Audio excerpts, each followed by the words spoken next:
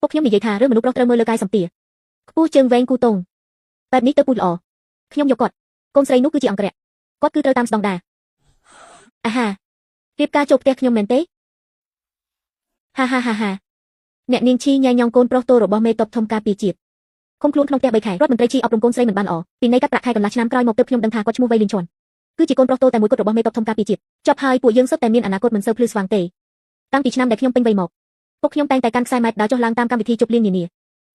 ដ្ឋមន្ត្រីឈីតើលោកកំពុងធ្វើអ្វីហ្នឹងកុំកម្រើកសុំវាស់ប្រវែងជើងបន្តិចកំពុងរើសស្វាមីឲ្យកូនស្រីខ្ញុំតើត្រូវតែមើលលើរៀងរើខ្មាស់គេណាស់ខ្មាស់គេខ្លាំងណាស់ពុកគួរតែរក្សាអាការៈបន្តិចទៅរើសស្វាមីឯណាមានអ្នកធ្វើដូចពុកនោះបានកូនមើលចុះការរើសស្វាមីគឺដូចជារើសពូស័ត្វអូមិនមែនទេគឺដូចជារើសពូស័ត្វអញ្ចឹងកាយសម្ភារគឺជារឿងសំខាន់បំផុតរាងខ្ពស់គឺពូជល្អជើងវែងរត់បានលឿនម្នាក់នេះមានកម្លាំង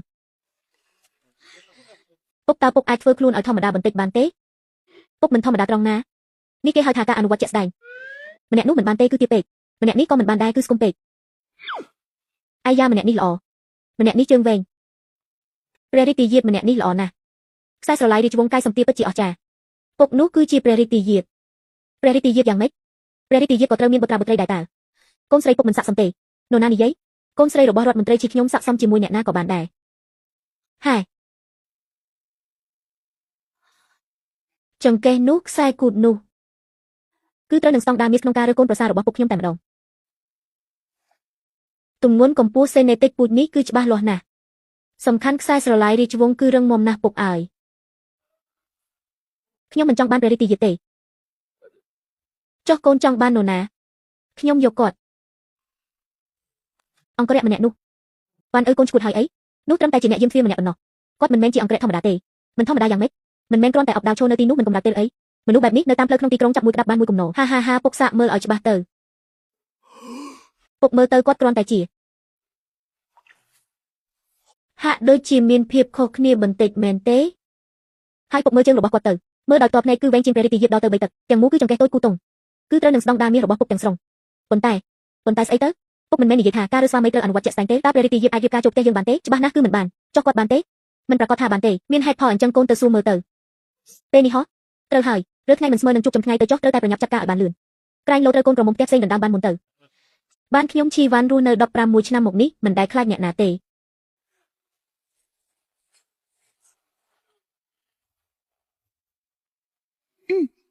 លោកម្ចាស់សួស្ដី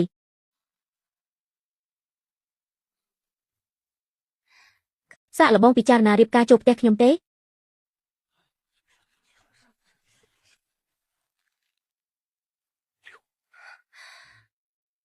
សម្ដីនិយាយចេញទៅហើយតែខាត់មិនអាចកំសាកទេលោកម្ចាស់តើមានឈ្មោះអ្វីដែរអ្នកនាងឈីនាងកំពុងតែខ្ញុំកំពុងនិយាយរឿងធំលោកម្ចាស់លក្ខខណ្ឌគ្រួសារខ្ញុំពិតជាមិនអន់ទេពុកខ្ញុំគឺជារដ្ឋមន្ត្រីក្រសួងហិរញ្ញវត្ថុខ្ញុំគឺជាកូនស្រីតូក្នុងគ្រួសារត្រឹមតែលោកព្រមរៀបការចូលមកធានាថាលោកមិនខ្វះខាតការហូបចុកស្លៀកពាក់ទេអនាគតគ្មានក្តីបារម្ភសាកពិចារណាមើលទេមិនពិចារណាទេហេតុអ្វីលោកមានគូដណ្ដឹងហើយឬមិនមានទេចុះហេតុអីមកពីខ្ញុំមុខអាក្រក់ឬមួយត្រកូលគ្រួសារខ្ញុំមិនសូវល្អព្រោះខ្ញុំគឺជាវៃលីនឈុន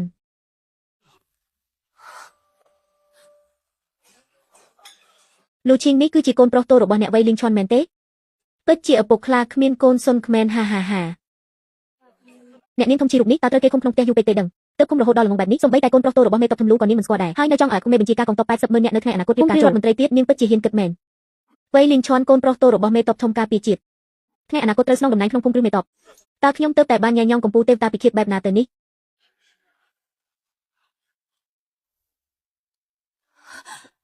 ដើរទៅជើងឆាប់កម្រើកឡើងអ្នកនាងឈីនៅចង់សួរអ្វីទៀតទេ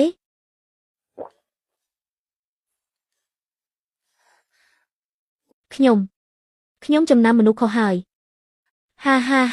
ហាអូចំណាំខុសថាជានរណាត្រឹមតែជាអង្គរៈធម្មតាម្នាក់អង្គរៈធម្មតាកូនស្រីបណ្ដូលចិត្តរបស់រដ្ឋមន្ត្រីឈីសូមអង្គរៈធម្មតាម្នាក់រៀបការនៅកណ្ដាលចំណោមមនុស្សមិនមែនសូមរៀបការទេគឺអញ្ជើញត្រូវហើយខ្ញុំគ្រាន់តែឃើញលោកមានអត្តចរិតមិនធម្មតាក៏អញ្ជើញលោកមកលេងផ្ទះខ្ញុំអញ្ជើញគេមកលេងផ្ទះតើមាននរណាសួរគេថាព្រមរៀបការចូលអត់ទេអ្នកនាងឈីម្នាក់នេះពិតជាបើភ្នែកនិយាយក៏ហក់មែនអ្នកនាងឈីពិតជាកំ pl ែងមែនប៉ុន្តែរឿងពិភាក្សាពីរឿងរៀបការបែបនេះ គូបង្អង់ឲ្យចាស់ទុំជាអ្នកពិភាក្សាវិញទៅផ្សំតើលោកឪពុករបស់នាងនៅឯណាត្រូវហើយចុះពុកខ្ញុំនៅឯណារត់លឿនឡើងប្រញាប់រត់ទៅរត់មនុស្សពេញកម្មវិធីកំពុងសម្លឹងមកខ្ញុំតើឲ្យខ្ញុំរត់ទៅណា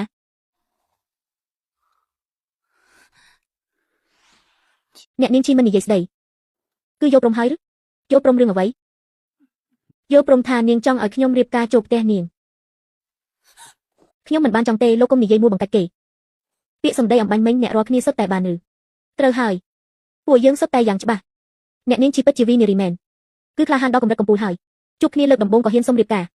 ទម្លាប់គ្រួសារភូមិគ្រឹះរដ្ឋមន្ត្រីពិតជាធ្វើឲ្យគេបើកភ្នែកធំមែន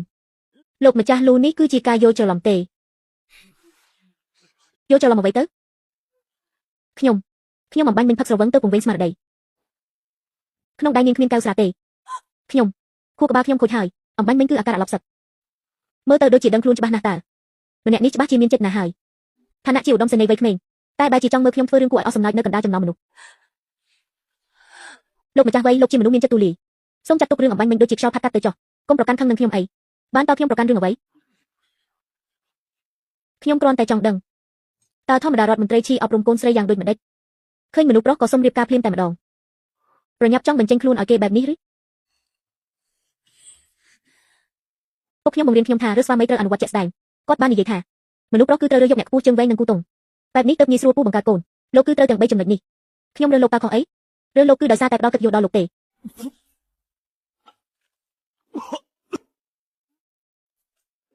ហាខ្ពស់ជើងវែងគូទង់អ្នកនាងឈីស្ដង់ដារើសស្វាមីនេះពិតជាអស្ចារ្យមែនហាឧត្តមសេនីយ៍វ័យក្មេងលើកនេះត្រូវបានគេចាត់ទុកជាពូជល្អដើម្បីជ្រើសរើសហើយចប់ហើយឈីវ៉ាន់នាងពិតជាហាថ្ងៃនេះយើងខ្ញុំពិតជាបានបើកភ្នែកធំមែនហាឈីអ្នកនាងនៅហឹមនាងល្អណាស់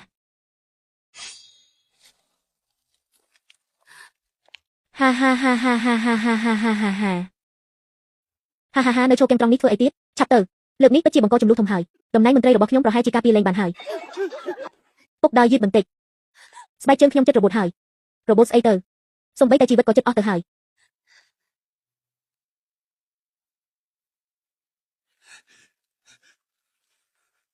តើកូនដឹងទេថាវ័យលីងឈុនជានរណា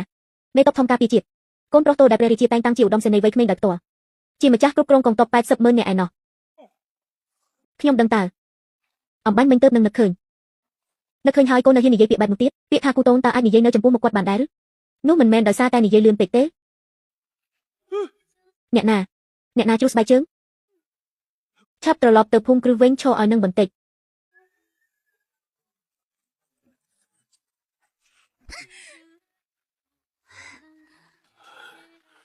ពុកការពិតវាក៏មិនធ្ងន់ធ្ងរដល់ថ្នាក់នឹងដែរមែនទេមិនធ្ងន់ធ្ងរទេកូនញ៉ាំឧត្តមសេនីយ៍វ័យក្មេងនៅកណ្ដាលចំណោមមនុស្សហើយនៅសុំគាត់រៀបការចូលពីមុខព្រះរាជាទៀតបើសិនជាសម្ដីនេះឃ្លីចេញទៅក្រៅតើពួកទេវតាពិឃាតនៅភូមិគ្រឹះមេតបនោះនៅទុកមុខរាប់អានអ្នកណាទៀតបើសិនជាលូឈីងកាន់ដាវធំមកដល់មុខផ្ទះគ្រួសារយើងប៉ុន្មានអ្នកនេះគ្រប់គ្រាន់ឲ្យគាត់កាប់ដែរទេប៉ុន្តែខ្ញុំសរសើរគាត់តើសរសើរត្រូវហើយខ្ញុំនិយាយថាគាត់ខ្ពស់ជើងវែងគូទង់នេះច្បាស់ណាស់ថាជាការសរសើររាងកាយគាត់ស្អាតមើលទៅពេញមួយរាជធានីតើមានអ្នកណាស្មោះត្រង់ដូចខ្ញុំវ៉ាន់បើសិនជាម្ដាយកូននៅរស់ច្បាស់ជាខឹងស្លាប់ដោយសារកូនមិនខានម្ដាយខ្ញុំមិនអញ្ចឹងទេកាលនោះគាត់មិនមែនដោយសារតែពេញចិត្តមុខពុកទៅរៀបការទេវាមិននឹងដូចគ្នាទៅមិនដូចគ្នាយ៉ាងម៉េចពុកកាលនោះក៏ជាបុរសសង្ហាមានឈ្មោះបោះសម្លេងក្នុងរាជធានីដែរកុំស្មានថាខ្ញុំមិនដឹងម្ដាយខ្ញុំនោះហើយគឺការអនុវត្តជាក់ស្ដែង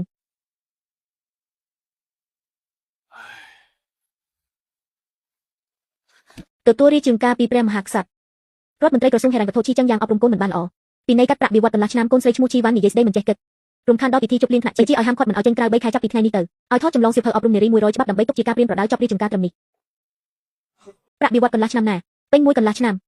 វ៉ាន់កូនឯងនេះចង់យកជីវិតពុកហើយចប់សពគ្រប់ហើយគ្រួសារយើងនៅឈ្មោះទី2កុំថាឡើយសាច់សំបីតែទឹកសុបក៏គ្មានផឹកដែរមួយគ្រួសារត្រូវទៅផឹកខ្យល់ជាមួយកូនហើយពុកកុំស្រែកធ្ងោទៀតទៅពុកមិនមែននៅមានលុយសង្ងំអាចជន់ទេបានលុយសន្សំពីណាកូនមិនមើលទូខោអាកូនទេក្រណាត់សូត្រប្រាក់បញ្ចូលមានខ្សែក្រវ៉ាត់ត្បូងដែលកូនទិញរាល់ខែនោះគ្រឿងសម្អាងនិងម្សៅផាត់មួយណាមិនមែនទិញដោយប្រាក់ដុំពណ៌ស្នោះមួយសេនក៏គ្មានសល់ដែរកូនចាយខ្ជិះខ្ជាយអស់ទៅហើយ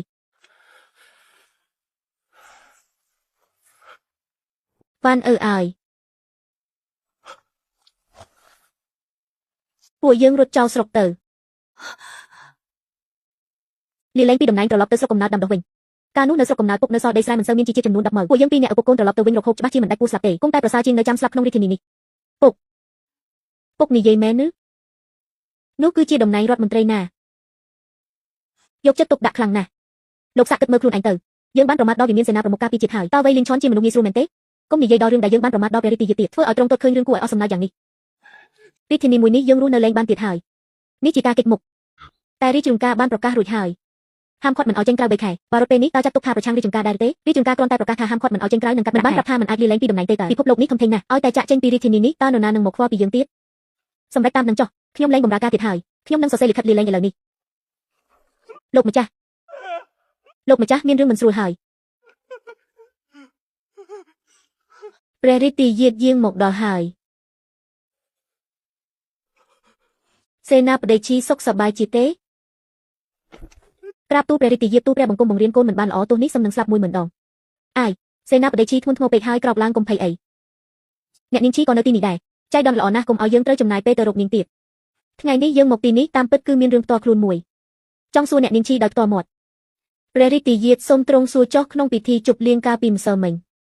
នាងបាននិយាយថាលក្ខខណ្ឌជ្រើសរើសស្វាមីគឺត្រូវតែខ្ពស់ជើងវែងនិងគូទងត្រូវទេ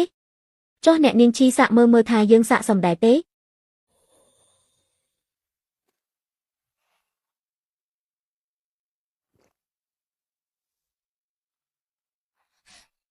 ចាសោះខ្ញុំម្ចាស់យើងកំពុងសួរនាងណានាងមើលលក្ខខណ្ឌយើងនេះមើលបើប្រៀបធៀបជាមួយវៃលីនឆនតើកម្រិតណាដែរសាក់សមខ្លាំងណាស់ចុះហេតុអ្វីកាលពីម្សិលមិញនៅចំពោះមុខមនុស្សជាច្រើននាងរើសវៃលីនឆនតែមិនរើសយើងក្រាបទូលព្រះរាជទាយាទលក្ខខណ្ឌរបស់ទ្រង់ពិតជាកំពូលនៅក្នុងរាជធានីមែនប៉ុន្តែទ្រង់ជាព្រះរាជទាយាទយ៉ាងម៉េចទៅតើស្រីនៅលើលោកនេះសុទ្ធតែមិនចង់ចូលណាក់បូព៌ាទេព្រះរាជទាយាទអាចត្រឹមតែរៀបអភិសេកយកប្រពន្ធតែមិនអាចឲ្យជួបផ្ទះខាងស្រីបានទេមានន័យថាម៉េចពុកខ្ញុំម្ចាស់បានប្រាប់ថាការជ្រើសរើសគឺត្រូវតែប្រកបប្រជាអ្វីដែលយើងចង់បានគឺប្រភេទបុរសដែលអាចរៀបការជួបផ្ទះខាងស្រីប្រភេទបុរសដែលអាចនៅផ្ទះមើលកូនរាល់ថ្ងៃតើទ្រង់អាចក្រោយពេលកូនកាត់ផ្ទះបាក់លិននឹងមើលកូនរាល់ថ្ងៃបានទេហាជីវ៉ាន់នាងពិតជានាងចង់ធ្វើឲ្យយើងខឹងស្លាប់មែនទេនាងហ៊ានចង់ឲ្យមហាឃាតករដូចជាវៃលីនឆនរៀបការជួបផ្ទះខាងស្រីហើយមើលកូនទៀតបើគេបានលើពាក្យទាំងនេះគេច្បាស់ជាកាន់ដាវមកកាប់ដល់វិមានសេនាបតីមិនខាននាងមិនចាំបាច់កាប់ដល់ទីនេះទេខ្ញុំមកដល់ហើយអាយសេនាប្រមុខវៃលោកតើព្រះធំដូចជាលោកម្ដេចក៏អញ្ជើញមកដល់វត្តតូចនេះដោយផ្ទាល់អីចឹង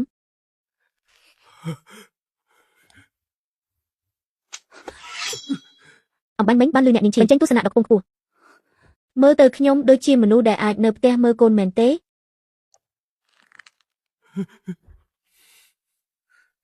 មើលកូនតើមានបញ្ហាអ្វីទៅអ្នកដឹកនាំតបធ្វើសឹកសង្គ្រាមសុទ្ធតែពូកែខាងរៀបក្បួនតបមានភាពម៉ត់ចត់ល្អិតល្អន់ខ្ញុំមើលទៅស័ក្តិសមបំផុតហើយម្យ៉ាងទៀតលោកមានក្បាច់គុណខ្ពស់បែបនេះកម្លាំងដៃខ្លាំងកូនច្បាស់ជានឹងណូជាងមេដោះទៅទៀតធានាថាមិនធ្លាក់ទេហាកូននឹងណូវៃលីនឆនលោកក៏មានថ្ងៃនេះដែរជីវ៉ាន់ដោយសារតែសេចក្តីក្លាហានដែលមិនធ្លាប់មានពីមុនមករបស់នាងនេះយើងសម្រេចចិត្តហើយក្នុងនាមព្រះចៅអធិរាជបញ្ជាឲ្យនាងនៅតែក្នុងផ្ទះដើម្បីរៀនច្បាប់ទម្លាប់អញ្ចឹងយើងនឹងបង្រៀននាងដោយផ្ទាល់ចាប់ពីថ្ងៃនេះទៅថ្ងៃច័ន្ទពុធសុក្រនាងត្រូវទៅរៀនច្បាប់ទម្លាប់នៅណាក់បូព្រាថ្ងៃអង្គាររហូតបាត់សៅរ៍ទៅវិមានសេនាប្រមុខដើម្បីចម្លងសិទ្ធិភាពព្រះរាជទាយាទម្ខាងរៀនការងារដេដាស់របស់មនុស្សស្រីម្ខាងទៀតត្រូវទទួលទោសពីរៀបក្បួនសឹករបស់មនុស្សប្រុសតើវាមិនរៀងលាយឡំគ្នាពេកទេអ្នកនាងឈីថ្ងៃស្អែកម៉ោង 7 ព្រឹកជួបគ្នានៅវិមានសេនាប្រមុខបើហ៊ានរត់ខ្ញុំនឹងបង្រៀននាងដោយផ្ទាល់ថាតើអ្វីទៅដែលហៅថានិយាយម៉ាត់ណាគឺម៉ាត់នឹង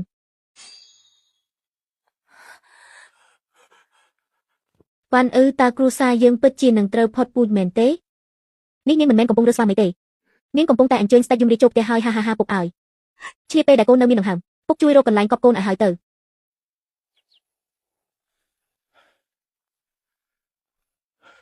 ឆាប់ក្រោកឡើងកុំកេងទៀតវ៉ាន់នេះជាលុយសន្សំចុងក្រោយរបស់ពុកហើយ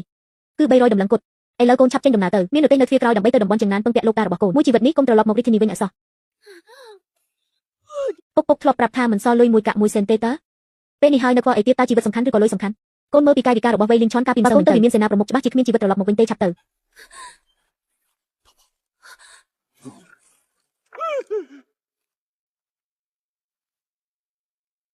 អ្នកនាងឈីតោះទៅ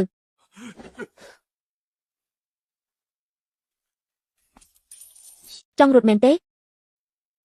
មិនមែនទេគឺហាត់ប្រាណពេលព្រឹកទេ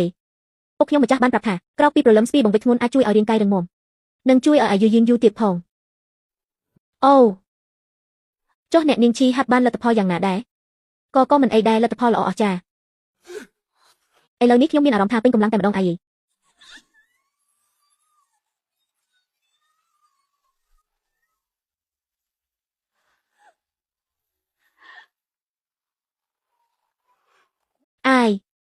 ai វ៉ាន់អ៊ឺថែរក្សាខ្លួនផងណាអ្នកនាងឈីកាលពីម្សិលមិញមិនមែនសរសើរថាខ្ញុំជើងវែងទេថ្ងៃនេះខ្ញុំនឹងឲ្យនាងបានសាកល្បងដោយផ្ទាល់ពិនិត្យមើលក៏មិនចាំបាច់ហោះឡើងលើមេឃខ្ញុំចង់ចុះទៅក្រោមវិញ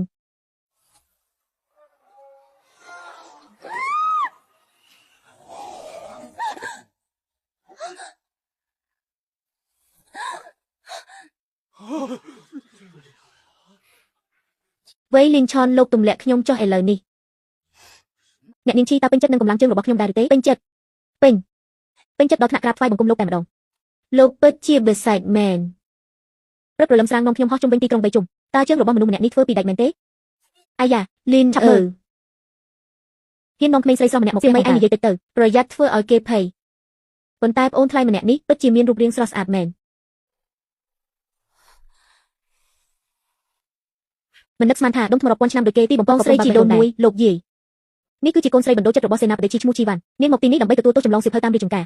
ចម្លងសៀវភៅតើត្រូវចម្លងច្រើនប៉ុណ្ណាទៅមួយថ្ងៃពីរថ្ងៃច្បាស់ជាចម្លងមិនរួចទេអ្នកបម្រើឡើងរៀបចំបន្ទប់ខាងលិចស្អាតហើយផ្លាស់ប្ដូរកម្រាលរៀបចំឲ្យបានរបស់អ្នកនាងជីឲ្យបានត្រឹមត្រូវចាសោះប្អូនប្រុសពិតជាមិនធម្មតាមែនដាក់ទោសគេរហូតដល់ឲ្យគេមកស្នាក់នៅផ្ទះបែបនេះពីមុនមកហេតុអីមិនដែលដឹងថាឯងពូកែដាក់ទោសមនុស្សបែបនេះសោះតាមពិតទៅខ្ញុំអាចត្រឡប់ទៅចម្លងនៅវិមានសេនាបតីវិញក៏បានដែរទេមិនបានទេរាជចម្ការបានប្រកាសថាត្រូវហាមឃាត់មិនឲ្យចេញក្រៅមានការយាមកាមតឹងរឹងជាកន្លែងដ៏ល្អបំផុតសម្រាប់ការហាមឃាត់មិនឲ្យចេញក្រៅត្រូវជាជាងផ្ទះយើងពូធានាថាហាមឃាត់បានយ៉ាងជិតឈឹងតែម្ដងសូម្បីតែរុយមួយក្បាលក៏ហោះចេញមិនរួចដែរម្យ៉ាងទៀតនេះគឺជាលើកទី1ហើយដែលលីនឆននាំមនុស្សស្រីមកផ្ទះទោះបីជាតាមឈ្មោះគឺមកដើម្បីទទួលទោសសារលោកនេះតើមានការយល់ច្រឡំដ៏ធំធេងអី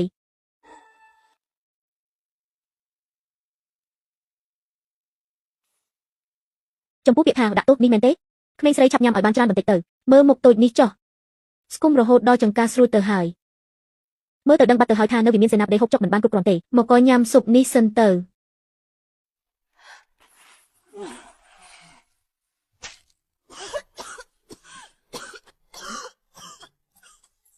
បំពេញរាងកាយឲ្យបានល្អដើម្បីថ្ងៃក្រោយពេលបង្កើតកូនទើបមានកម្លាំង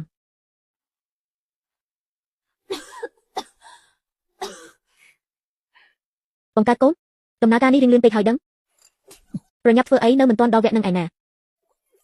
ចៅប្រុសឯងត្រូវតែសកម្មបន្តិចឯងមិនយល់ទេលោកយាយកុំយល់ច្រឡំអីពួកយើងមិនមានទំនាក់ទំនងបែបហ្នឹងទេរឿងមនោសញ្ចេតនានឹងណាយាយយល់ដាក់ទោសចោះដាក់ទោសឡើងគង់តែមានចិត្តលើគ្នាទេអូសាវ័យរបស់យើងមានប្រពៃណីកាលពីមុនលោកតាក៏បានយកលេសផ្លាស់ប្ដូរក្បាច់គុណខាត់លោកយាយឲ្យនៅទីលានវឹកហាត់រាល់ថ្ងៃ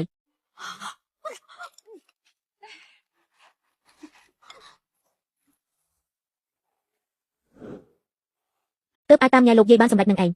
ញ៉ាំឆ្អែតហើយមែនទេអីចឹងតោះទៅណាមិនមែនទៅចម្លងសៀវភៅទេ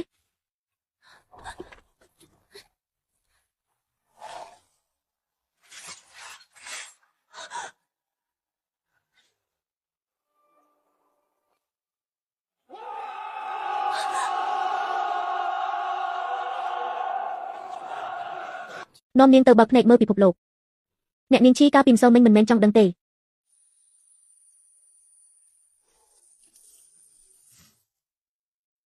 ថាជាធម្មតាខ្ញុំមើលកូនដោយរបៀបណា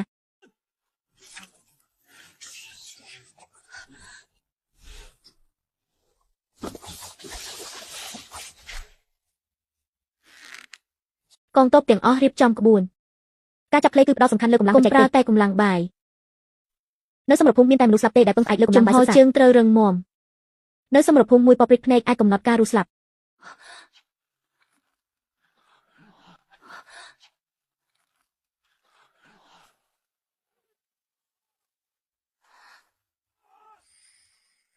រាល់ការងាកខ្លួនម្ដងត្រូវតែច្បាស់លាស់និងរហ័សរហួនវ៉ៃលីនឆនក្នុងពេលនេះពិតជាបញ្ចេញភាពអស្ចារ្យយ៉ាងពេញទំហឹងធ្វើឲ្យគេមិនអាចដកក្រសែភ្នែកចេញបានរៀងខ្ពស់ជើងវែងគូទងងាយស្រួលពូបង្កើតកូននេះពិតជាមហាភាពកចាប់ជាតិច្បាស់ណាស់មនុស្សបែបនេះគួរណាស់តែជិះសេះកាន់ដាវនៅលើសមរភូមិ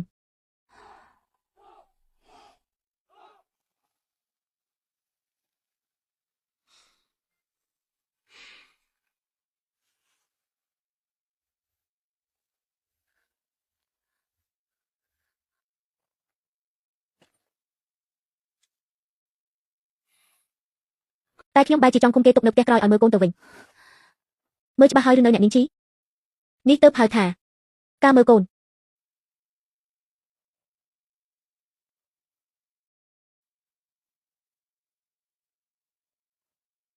តោះទៅ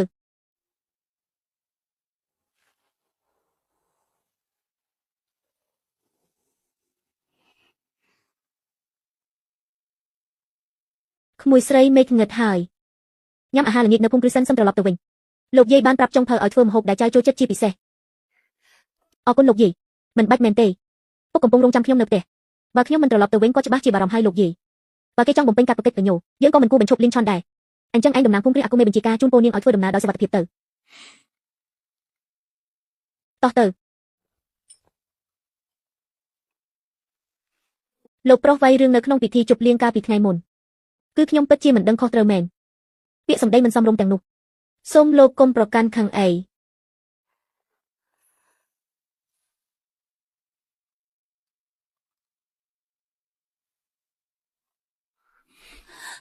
ចុះបើខ្ញុំប្រាប់ថាខ្ញុំប្រកាន់ខឹងបាត់ទៅហើយនោះ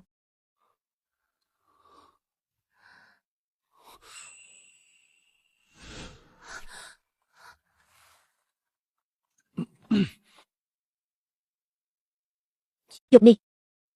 នាងគឺជាមនុស្សដំបូងដែលហ៊ានញ៉ាយខ្ញុំហើយក៏ជាមនុស្សចុងក្រោយដែរ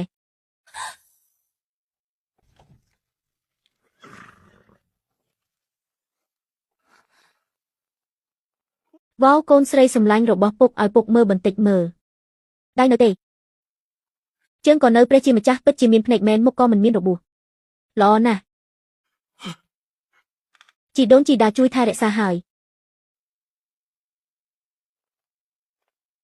អំបញ្ញមិញពុកនៅទីធ្លាក្រោយផ្ទះសំបីតែរៀបចំពិធីបុណ្យសពក៏គិតទុករួចរាល់ដែរពុកស្មានតែកូនប្រុសតកូវៃ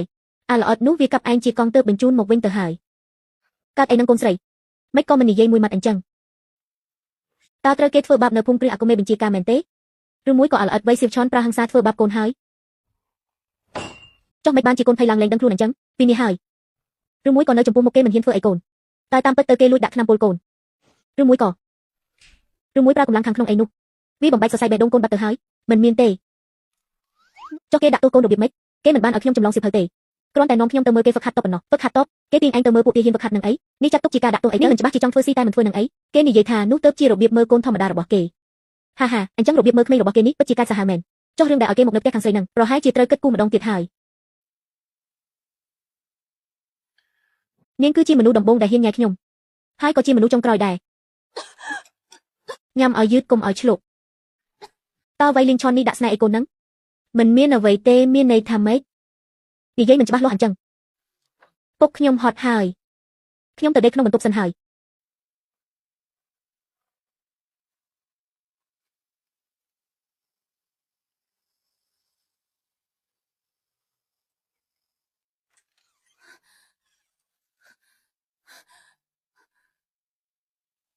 ដំបូងចុងក្រោយ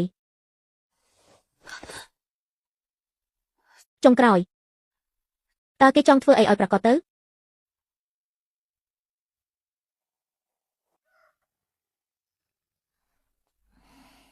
កញ្ញាឈីព្រះរាជជំការ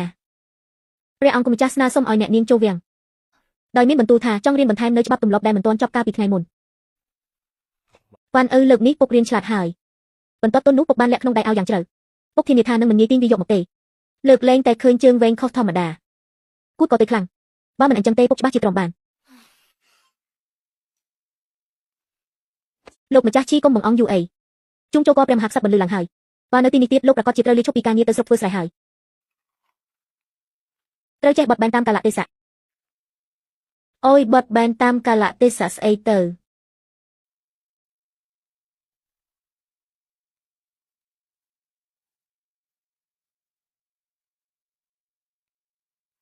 ខ្ញុំមើលទៅការតុបតែងខ្លួនរបស់កញ្ញាឈីពីមុនពិតជាសាមញ្ញពេកហើយស្លៀកពាក់បែបនេះទើបស័ក្តិសមព្រះអង្គម្ចាស់មិនមែនថាយើងចូលវាំងមករៀនច្បាប់ទម្លាប់ទេច្បាប់ទម្លាប់នៅទីកន្លែងរបស់ខ្ញុំ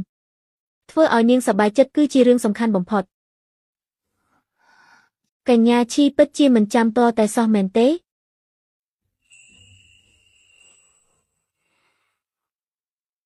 5 ឆ្នាំមុននៅក្នុងរាជវាំងក្រោយទាំងថ្មសិបនិមិត្តក្នុងសួនច្បាររដូវស្លឹកឈើជ្រុះមានក្មេងស្រីតូចម្នាក់កំពុងអង្គុយចង់ហូបជូរទឹកភ្នែកនៅលើដីយំឡើងក្រើកមេឃក្រើកដីគឺពេលដែលនាងធ្វើឲ្យប្រឡាក់សម្ពុតដែលនាងចូលចិត្តបំផុតពេលនោះខ្ញុំក៏ដើរកាត់តាមនោះឃើញនាងគួរឲ្យអាណិតក៏មានចិត្តល្អហុចកន្សែងដៃទៅឲ្យតែនាងមិនត្រឹមតែមិនយកកន្សែងរបស់ខ្ញុំទេថែមទាំងធ្វើចរិតដូចកូនខ្លាទាញអោរបស់ខ្ញុំយ៉ាងតឹង ចុះបន្ទាប់មកខ្ញុំបានធ្វើអីទៀតបន្ទាប់មកនាងបានស្ទាបខ្លួនខ្ញុំផ្ទាល់ហើយនិយាយថាសាច់ក្រណាត់នេះទុនណាស់ចាំខ្ញុំធ្វើឡើងខ្ញុំច្បាស់ជារៀបការយកលោកទៅផ្ទះឲ្យលោកស្លៀកសម្លៀកបំពាក់សូត្រទុនរាល់ថ្ងៃមិនអាចទេដាច់ខាតគឺមិនអាចទៅរួចទេខ្ញុំមិននឹងអាចធ្វើទង្វើពៀបែបនេះទៅរួចមិនថាមិនអាចនេះគឺជាគ្រឿងអលង្ការដែលនាងទាញដាច់កាលពីថ្ងៃនោះប៉ុន្មានឆ្នាំមកនេះខ្ញុំតែងតែរក្សាវាទុកជាប់នឹងខ្លួនជានិច្ចពេលនោះនាងបណ្ដាលសន្យាយ៉ាងមុតមមថាស្ទាបហើយនឹងទទួលខុសត្រូវលើខ្ញុំពេលនេះខ្ញុំមកទារបំណុលនេះហើយអាល្អិត6 ឆ្នាំមុនខ្ញុំញ៉ាំស្រាខ្លាំងៗអស់ប៉ុន្មានទៅដូច្នេះហើយច្បាប់ទម្លាប់តឹងតែងទាំងនោះនាងមិនបាច់ខ្វល់ទេប៉ុន្តែពាក្យសន្យាដែលនាងសន្យាពេលនៅក្មេងនោះខ្ញុំចាត់ទុកជាការពិតហើយចំណែកវ័យលីនឆុនហាខ្ញុំនឹងប្រកួតប្រជែងតើយុទ្ធធរជាមួយគេ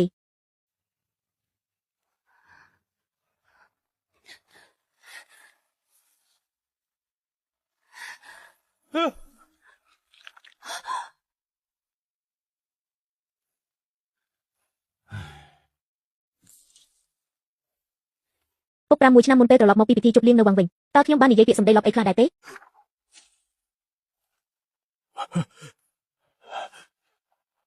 បានឪកូននឹកឃើញហើយមែនទេនឹកឃើញរឿងអីទៅអំបញ្ញមិញព្រះអង្គម្ចាស់មានបន្ទូលប្រាប់ខ្ញុំតថាពេលខ្ញុំនៅតូចខ្ញុំបានស្ទាបកន្លែងនោះរបស់ទ្រង់ថែមទាំងក្រាស់មុខនិយាយថាចង់រៀបការយកទ្រង់ទៅផ្ទះទៀតមិនអញ្ចឹងមែនទេយប់នោះពេលកូនត្រឡប់មកវិញមុខឡើងក្រហមញ៉ាំងសប្បាយចិត្តឡើងដូចអីអញ្ចឹងពេលនោះកូនទាញដៃអាវពុកយ៉ាងតឹងហើយនិយាយថាពុកថ្ងៃនេះខ្ញុំបានជួបបងប្រុសម្នាក់សង្ហាខ្លាំងណាស់ពេលនោះពុកក៏សួរកូនថាសង្ហាប៉ុណ្ណាដែរគូគាត់ទេអត់ស៊ឺលទ្ធផលគឺភ្នែកកូនបើកធំជាងកណ្ដឹងទៅទៀតងក់ក្បាលហើយនិយាយថាតុយខ្លាំងណាស់ស្លៀកពាក់ខោអាវពណ៌លឿងខ្សែក្រវ៉ាត់ត្បូងថ្មនៅលើចង្កេះក៏ស្អាតណាស់ដែរពេលនោះពុកសប្បាយចិត្តស្ទើរឈួតទៅហើយគិតក្នុងចិត្តថាទីបំផុតកូនស្រីខ្ញុំបើកភ្នែកឃើញពន្លឺហើយមិនត្រឹមតែចេះមើលមុខទេថែមទាំងចេះមើលចំណុចសំខាន់ទៀតតែលទ្ធផលគឺពាក់កណ្ដាលយកកូននៅពីក្រែមិនអត់ភ្លើងពីសូក្រាំងមួយទូខ្លួនបុកទង្គិចនឹងជើងទៅនេះយ៉ាងដំណំដល់ថ្ងៃបន្ទាប់ពេលកូនភ្ញាក់ឡើងកែវភ្នែករបស់កូនមើលទៅថ្លាឆ្វង់បរិសុទ្ធដូចកូនជៀមទៅនឹងកើតអញ្ចឹងគឺភ្លេចរឿងទាំងអស់រលីងតែម្ដងពុកនៅឆ្ងល់នៅឡើយមិនកំសើមិញទាញពុកសរសើរថាគូទេទេសោះថ្ងៃនេះបើភ្នែកឡើងសួរពុកថាពុកអ្នកដែលស្លៀកអាវពណ៌លឿងនោះជានរណាអញ្ចឹងប៉ុន្មានឆ្នាំនេះពុកមិនដែលនិយាយរឿងនេះប្រាប់ខ្ញុំតតែសោះនិយាយអីទៅបើកូនឯងភ្លេចអស់រលីងទៅហើយនឹងបើពុកនិយាយកូនច្បាស់ជាគិតថាពុកចាស់វង្វេងមិនខានម្យ៉ាងទៀតនោះគឺជាព្រះអង្គម្ចាស់ពុកមិនអាចនៅសុខរត់ទៅសួរព្រះអង្គម្ចាស់ថាព្រះអង្គគូទ្រង់នៅទៅទៀតអត់កូនស្រីទូបង្គំនៅនឹកគិតដល់រហូតនឹងបើអញ្ចឹងគ្រួសារយើងប្រហែលជាត្រូវគេអូសយកទៅកាត់ក្បាលនិងរឹបអូសទ្រព្យសម្បត្តិបាត់ទៅហើយចប់សពគ្រប់អស់ហើយខ្ញុំតែងតែរក្សាវាទុកជាប់នឹងខ្លួនជានិច្ចពេលនេះពិតជាបកស្រាយលែងចេញហើយកំហុសដែលខ្ញុំទៅញ៉ាំមនុស្សមានអំណាចនេះវាបានជាប់ជាទោសកាលពី6 ឆ្នាំមុនបាត់ទៅហើយគេនិយាយថាកញ្ញាឈីកូនស្រីរដ្ឋមន្ត្រីក្រសួងហិរញ្ញវត្ថុនោះពិតជាមានល្បិចពូកែមែនម្ខាងនោះគឺព្រះអង្គម្ចាស់រាល់ថ្ងៃតែងតែរៀបចំប្រទេសយ៉ាងល្អប្រណិតអញ្ជើញនាងចូលវាំងមើលផ្កាជិះទូកលេងកក់ក្ដៅថ្នាក់ថ្នមគ្រប់យ៉ាងម្ខាងទៀតគឺឧត្តមសេនីយ៍វៃតែងតែធ្វើមុខតឹងតែងដូចសពមួយដងនាំតបសម្រាប់ទៅភូមិគ្រឹះរដ្ឋមន្ត្រីផ្ទាល់តែម្ដងបង្ខំអញ្ជើញមនុស្សចូលទៅក្នុងភូមិគ្រឹះអគ្គមេបញ្ជាការអ្នកទាំងអស់គ្នាមើលចុះឥឡូវនេះបុគ្គលដ៏ខ្ពង់ខ្ពស់ទាំងពីរនៅក្នុងរាជធានីបែរជាមកប្រច័ណ្ឌដណ្ដើមគ្នាព្រោះតែមនុស្សស្រីម្នាក់ទៅវិញធ្វើឲ្យល្បីរន្ទឺពេញទាំងក្រុងតែម្ដងហើយ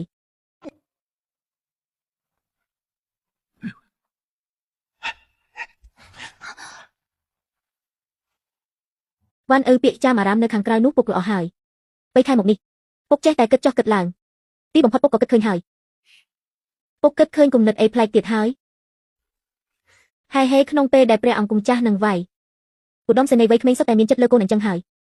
មិនចាំបាច់ស្មុគស្មាញធ្វើអីឬមួយក៏កូនសាក់គិតមើលយកទាំងពីរតែម្ដងទៅយកទាំងពីរតែម្ដងពុកនេះគិតថាខ្ញុំរស់នៅបានយូរពេកឬមួយគិតថាស្មៅនៅលើភ្នូគ្រួសារយើងនៅមិនទាន់ជោគជ័យគ្រប់គ្រាន់ទេទោះបីជាពួកគេមានឋានៈខ្ពង់ខ្ពស់ការចូលមកនៅផ្ទះខាងស្រីមិនសូវអាចទៅរួចក៏ដោយតែវ៉ាន់អ៊ឺកូនសាក់គិតមើលជើងរបស់អ្នកទាំងពីរវែងដូចគ្នារូបរាងក៏មមួនគូតក៏ទៅទៀតត្រឹមរូបរាងប៉ុណ្ណេះមកបន្តពូជពងឲ្យគ្រួសារឈីយើងគឺពិតជាសោហូហៀតែម្ដងកូនឲ្យស្ដាប់ប៉ាណា កូនកំពុងនិយាយផ្ដេសផ្ដាសអ្វីនឹងមើលនេះសិនព្រះរាជទាយាទគឺជាអនាគតព្រះមហាក្សត្របើកូនរៀបការជាមួយទ្រង់កូននឹងក្លាយជាព្រះមហេសីដែលជាមាតានៃផែនដីថ្ងៃមុខគ្រួសារយើងនឹងមានទ្រព្យសម្បត្តិហូរហៀចាយមិនអស់ជាគំនោមាសគំនោប្រាក់ហើយចំណែកវៃលីងឈួនវិញគឺជាកូនប្រុសតូចរបស់អគ្គមេបញ្ជាការកម្ពុជា80,000នាក់ក្នុងដៃបើតាមគាត់កូនអាចដើរហើរពេញរាជធានីដោយគ្មានអ្នកណាហ៊ានតើមានអ្នកណាហ៊ានក្អកបើយើងអាចចាប់យកពួកគេទាំងពីរហេវ៉ាន់ដល់ពេលនោះសៀវភៅពងសាវតាគ្រួសារឈីរបស់យើងនឹងត្រូវត្រួសត្រាយទំព័រថ្មីមួយទំព័រសម្រាប់កូនគឺជាទេវតាសង្គ្រាមរបស់គ្រួសារឈីហើយលោកប៉ាឈប់ស្រមើស្រមៃទៅប៉ាគិតថាការរៀបការដូចជាទៅទិញបន្លែនៅផ្សារមែនទេប៉ាមិនឃើញទេថារយៈពេល3ខែនេះខ្ញុំរស់នៅយ៉ាងម៉េចឥឡូវនេះពួកគេទាំងពីរឈ្មោះជាងគ្នាទៅទៀតដើម្បីដណ្ដើមយកពេលវេលាសឹងតែចង់ជ្រៀកខ្ញុំជាពីរចំណែកទៅហើយខ្ញុំអាចរស់រានមានជីវិតដល់ពេលនេះគឺសំណាងណាស់ហើយតើអ្នកនាងឈីនៅទេថ្ងៃនេះខ្ញុំទទួលបានគំនូរដ៏ល្អមួយផ្ទាំងឈីវ៉ាន់ចេញមកថ្ងៃនេះដល់ពេលវឹកហាត់ក្បាច់ចាប់គូប្រកួតហើយ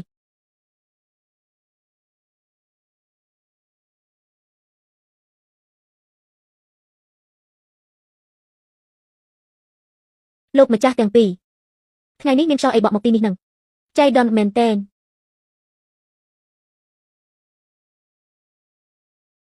លោកម្ចាស់ឈីសាំងស៊ូទៅតែនិយាយនៅក្នុងទីធ្លាអំបញ្ញមិញថាចង់ឲ្យឈីវ៉ាន់យកយើងទាំងពីរនាក់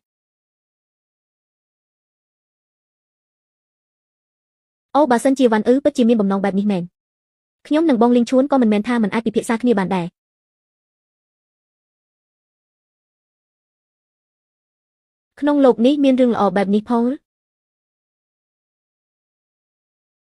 ងអេថ្ងៃនេះតាមកិច្ចសន្យាពីមុនឈីវ៉ាន់ត្រូវស្ថិតក្រោមការគ្រប់គ្រងរបស់ខ្ញុំនាំទៅភូមិគ្រឹះមេតបដើម្បីចម្លងសៀវភៅក្បួនសិនឈួនក្បួនសឹកមានចែងថាការវាយលុកផ្លូវចិត្តគឺជារឿងសំខាន់បំផុតការទន្ទេញចាំមាត់គឺជារឿងស្លាប់មនុស្សទៅជារឿងរស់ថ្ងៃនេះខ្ញុំបានរៀបចំសៀហូជន់ច័ន្ទរួចហើយវ៉ាន់ប្រហែលជាចង់ទៅវាំងខាងកើតដើម្បីគយគន់គំនូរជាងតើព្រះអង្គចង់ដណ្ដើមមនុស្សជាសាធារណៈមែនទេបើមែនចុះយ៉ាងម៉េចព្រះអង្គគឺជាព្រះរាជទាយាទគួរតែចាត់ទុកកិច្ចការជាតិជាធំកុំមកវង្វេងនឹងរឿងស្នេហានៅទីនេះចុះបងលីងឈួនដែលមានតបច្រើនក្នុងដៃមិនទៅវឹកហាត់នៅទីលានក្បាច់គុនតែបែរជាមកយាមនៅមុខភូមិគ្រឹះសាំងស៊ូជារៀងរាល់ថ្ងៃវិញហេតុអ្វីទៅអ្នកទាំងពីរលែងខ្ញុំសិនទៅដែលខ្ញុំចិត្តបាក់ហើយព្រះរាជទាយាទលោកមេតបរងវៃសូមលោកទាំងពីរមេត្តាលើកលែងឲ្យកូនស្រីខ្ញុំផងចុះអ្នកនាងឈីពិតជាមានសំណាងណាស់ព្រះរាជទាយាទនិងមេតបរងសុទ្ធតែដណ្ដើមគ្នាតើមិនមែនទេបើសិនជាកូនស្រីខ្ញុំវិញខ្ញុំយកសពក៏សើចគ្នាដែរចុះបើអ្នកទាំងពីរទម្លាក់ខ្ញុំចុះសិនចាំនិយាយគ្នាហាតើឈីវ៉ាន់ខ្ញុំមានគុណសម្បត្តិអ្វីទើបទទួលបានការស្រឡាញ់យ៉ាងជ្រាលជ្រៅពីព្រះរាជទាយាទនិងមេតបរងវៃបែបនេះនាងធ្លាប់សន្យាជាមួយខ្ញុំហើយថានឹងទទួលខុសត្រូវចំពោះខ្ញុំ6ឆ្នាំមុននៅក្នុងសួនច្បាររាជវាំងនាងជាអ្នកសន្យាដោយផ្ទាល់មាត់នាងបានសុំខ្ញុំរៀបការរួចហើយតើព្រះរាជទាយាទចង់ដណ្ដើមរបស់ដែលគេស្រឡាញ់មែនទេនៅក្នុងពិធីជប់លៀងថ្ងៃសុំរៀបការនោះអ្វីដែលអ្នកនាងឈីនិយាយគឺការរៀបការជប់ផ្ទះខាងស្រីតើបងមេងយីពិតជាសុខចិត្តបន្ទាបខ្លួនមករស់នៅភូមិគ្រឹះសាំងស៊ូមែនទេនេះមិនពាក់ព័ន្ធនឹងព្រះអង្គទេមិនថាមិនពាក់ព័ន្ធរបស់ដែលជារបស់ខ្ញុំមិនចូលចិត្តចែករំលែកជាមួយអ្នកណាឡើយជប់សិនឥឡូវនេះខ្ញុំនៅមិនទាន់មានគម្រោងចង់ស្រឡាញ់អ្នកណាទេម្យ៉ាងទៀតអ្នកទាំងពីរម្នាក់គឺជាព្រះរាជទាយាទម្នាក់ទៀតគឺជាមេតបរងនៃភូមិគ្រឹះមេតបមកឆ្លោះទាស់ទែងគ្នាដោយសារមនុស្សស្រីម្នាក់កណ្ដាលវាបែបនេះបើលេចទៅដល់ក្រៅតើមានមុខមាត់ឯណាអ្នកទាំងពីរមិនចេះខ្មាស់គេតែខ្ញុំចេះខ្មាស់គេថ្ងៃនេះខ្ញុំជ្រើសរើសសេរីភាពសូមអភ័យទោសដែលមិនអាចកំដរបានលាសិនហើយហាក្មេងស្រីតូចនិយាយបានល្អមានភាពក្លាហានរត់ឲ្យលឿនទៅក្នុងសម្បត្តិរបស់ជាមុខបាននិយាយថានៅរាជធានីមាននារីអស្ចារ្យម្នាក់សរសើរថាខ្លួនប្រានរឹងមាំលើគេសូមរៀបការជាសាធារណៈសូមឲ្យខាងប្រុសជប់ផ្ទះខាងស្រីគឺនាងហើយមែនទេយ៉ាងណាមិញឈីវ៉ាន់គឺប៉ុន្តែមើលទៅស្ថានភាពពេលនេះព្រះរាជទាយាទក៏មានចិត្តលើនាងដែរក្មេងស្រីតូចពិតជាមានមន្តស្នេហ៍ខ្លាំងណាស់តើអ្នកនាងឈីដឹងទេថាពេលនេះនាងកំពុងដើរលើចុងកាំបិតហើយអគ្គមេបញ្ជាការមានន័យថានាងបានកោទឹកទាំងពីរជម្រៅគឺវាំងខាងកើតនិងភូមិគ្រឹះមេតបក្នុងពេលតែមួយទឹកជ្រៅក្នុងរាជធានីដែលមានភ្នែករាប់មិនអស់កំពុងសម្លឹងមើលមានមនុស្សប៉ុន្មានអ្នកដែលចង់ឆ្លៀតឱកាសបង្កបញ្ហាតាមរយៈនាងថ្ងៃនេះគឺគ្រាន់តែប្រច័ណ្ឌគ្នាថ្ងៃស្អែកប្រហែលជាត្រូវគេទម្លាក់កំហុសថាជាជនបំផ្លាញជាតិមិនខានលោកមេតប3និយាយធ្ងន់ធ្ងរពេកហើយចំពោះរឿងរបស់អ្នកនាងឈីព្រះអង្គទូបង្គំទើបតែត្រឡប់មកពីព្រំដែនពាក្យចាំអារាមដែលទូបង្គំលើតាមផ្លូវមិនមែនគ្រាន់តែជារឿងស្នេហាយុវ័យធម្មតាបែបនេះទេនៅខាងការិយាល័យត្រួតពិនិត្យមានគេរៀបចំដាក់ថ្វាយសារដើម្បីចាប់ប្រកាន់លោកឈីសាំងថាមិនចេះអប់រំកូនស្រីប្រាមុនស្នេហ៍បោកប្រាស់ម្ចាស់ថែមទាំងលួចលាក់ភ្ជាប់ទំនាក់ទំនងរវាងវាំងខាងកើតនិងត្រកូលមេតបទៀតផងព្រះរាជជ្រងការមកដល់